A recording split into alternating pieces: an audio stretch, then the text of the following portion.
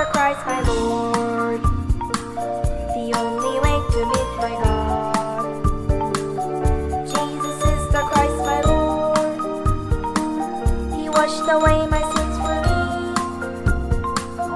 Jesus is the Christ my Lord, the darkness crumbles at His name.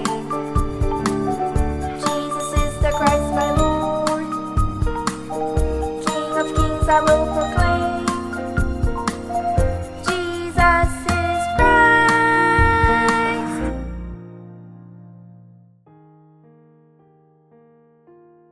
Huwag lang magpanggap. Tunay na mahalin at tulungan ng iba ng may pusong tulad kay Jesus.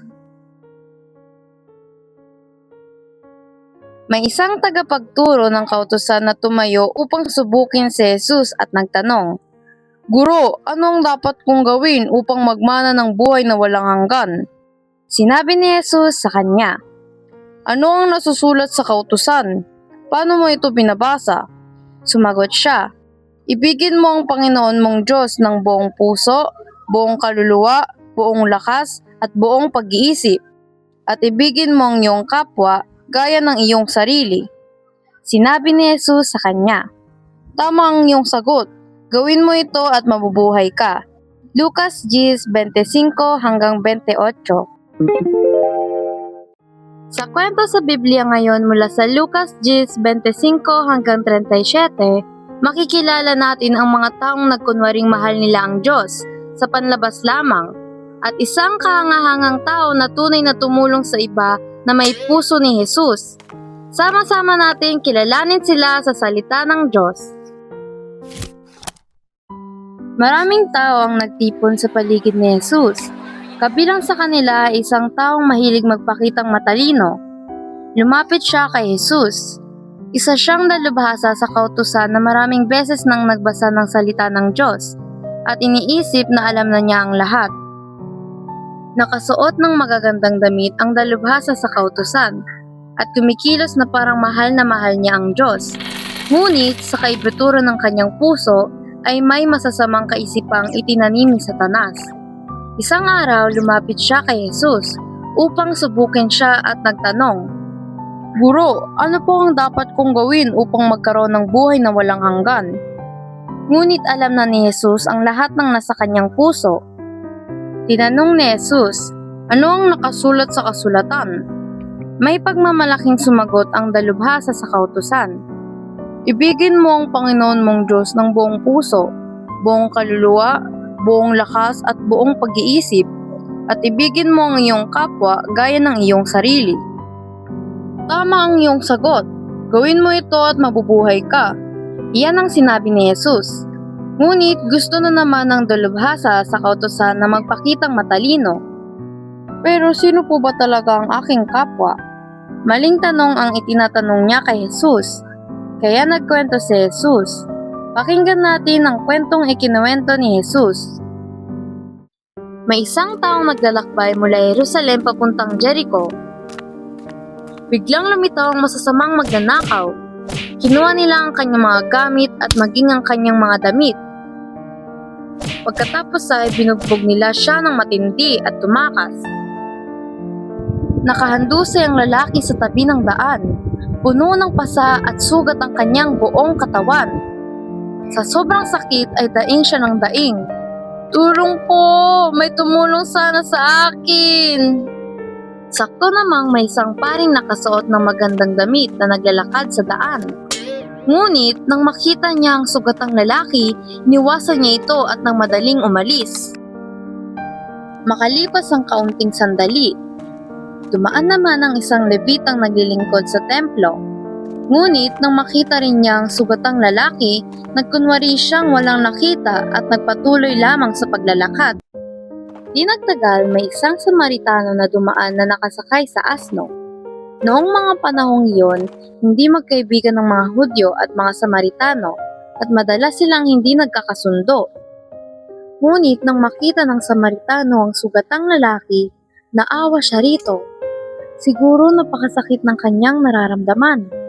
Kaya agad siyang bumaba sa kanyang asno at dali-daling tumulong sa kanya. Binuhusan niya ng langis at alak ang mga sugat nito. at maingat na binalutan ng tela. Pagkatapos ay isinakay niya ang sugatang lalaki sa kanyang asno at dinala sa isang bahay panuluyan. Magdamag niya itong nalagaan ng buong pagmamahal at pag-aalala. Kinabukasan, binigyan niya ng pera ang may-ari ng bahay panuluyan at sinabi, "Pakiusap, alagaan ninyo siyang mabuti. Kung may karagdagang gastusin pa, babayaran ko ito pagbalik ko." Pagkatapos ikwento ni Jesus ang kwento, tinanong niya ang dalubhasa sa kautusan. Sa 3 taong ito, sino ang naging tunay na kapwa ng taong sinalakay ng mga magnanakaw? Nahihiyang sumagot ang dalubhasa sa kautusan. Ang Samaritanong tumulong at nagpakita ng awa sa kanya. Sinabi ni Jesus, "Tama iyan. Ang totoo, lahat ng tao sa mundong ito ay parang taong sinalakay ng mga magnanakaw. Ninakaw ni Satanas ang kanilang buhay at sinugatan ng kanilang puso. Sa kanilang sariling lakas, hindi nila kayang talunin si Satanas, ni pagalingin ang kanilang spiritual na sugat at sakit sa puso. At hindi rin kayang iligtas ng mga tuntunin o ng pagpapanggap na mabuti ang mga tao. Kaya huwag lang kayong magkunwari. Mahalin ninyo ang iba at tulungan sila gamit ang puso ng Diyos. Kung ganoon, mga remnants, sino kaya ang tunay na mabuting Samaritano na nagpagaling sa ating mga sugat, nagligtas sa atin mula kay Satanas, at dumurog sa ulo ng ahas?" Tama! Siya ay si Jesucristo, ang Mesyas, ang binhi ng babae na ipinangako sa Genesis 3:15. Genesis 3:15. Ang binhi ng babae si Jesucristo, ang ulo ni Satanas dinurog at tuluyang winasak. Yup! Sa kwento natin ngayon, nakita natin na ang matalinong dalubhasa sa kautusan ay nagtanong ng maling tanong. Dahil hindi niya kilala si Kristo. Tinanong niya si Jesus, "Sino ang aking kapwa?" Mga remnants, huwag tayong magtanong ng maling tanong tulad niya. Kapag tama ang ating mga tanong, mauunawaan natin na si Kristo lamang ang tunay nating kailangan. Kung gayon, ano ang mga tamang tanong? Una, dapat nating itanong, "Sino ako?" At si Jesus ang magbibigay ng sagot. Ang tao ay nilikha ayon sa larawan ng Diyos at namuhay kasama niya. Ngunit nalinlang siya ng kasinungalingan ni Satanas at nagkasala sa paglayo sa Diyos. Kaya ang lahat ng tao ay isinilang na may kasalanan. Dahil dito, namumuhay ang mga tao na makasarili at nagsisinungaling.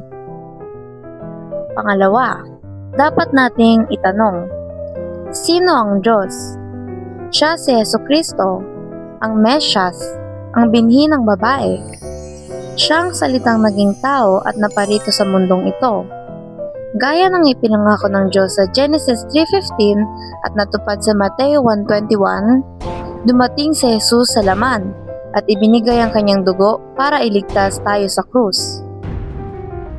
Iniligtas tayo ni Kristo na parang taong sinalakay ng masasamang magnanakaw mula sa kapangyarihan ng kasalanan, sumpa, kapahamakan, kamatayan at impyerno. Pangatlo, dapat nating itanong, paano ako maliligtas? Sinasabi sa Juan 1:12 na dapat nating tanggapin si Jesucristo na namatay at muling nabuhay. Kapag ginawa natin ito, tayo ay nagiging mga anak ng Diyos na pinalaya ni Kristo mula sa kapangyarihan ng kasalanan, ni Satanas, ng kamatayan, ng impyerno at ng lahat ng kadiliman. At dapat nating paniwalaan ng Espiritu Santo, ang tagapayo na ipinangako sa Juan 14:16 hanggang 17 ay nahanahan sa atin magpakailanman. Kung gayon, paano tumatanggap ng sagot sa panalangin ang mga anak ng Diyos? Sa pamamagitan ng simple, ngunit makapangyarihang katotohanan na tinatawag na 7-second miracle. Ipahayag natin sabay-sabay ang 7-second miracle. Si Jesus ang Kristo. Tayo ay anak ng Diyos. Ang lahat ng problema ay tapos na. Diablo, malis ka. Kapuspusan ng banal na espiritu. Pag-ebanghelyo sa Pilipinas at sa buong mundo. Merry Christmas! Sa pamamagitan ng 7-second miracle, winawasak natin ang kawalan ng pananampalatayang itinanim ni Satanas sa ating puso. Ngunit, bakit natin patuloy na ipinapahayag si Jesus ang Kristo? Sapagkat ang Kristo ay ang pinahira ng Diyos, ang tunay na hari, tunay na pari, at tunay na propeta.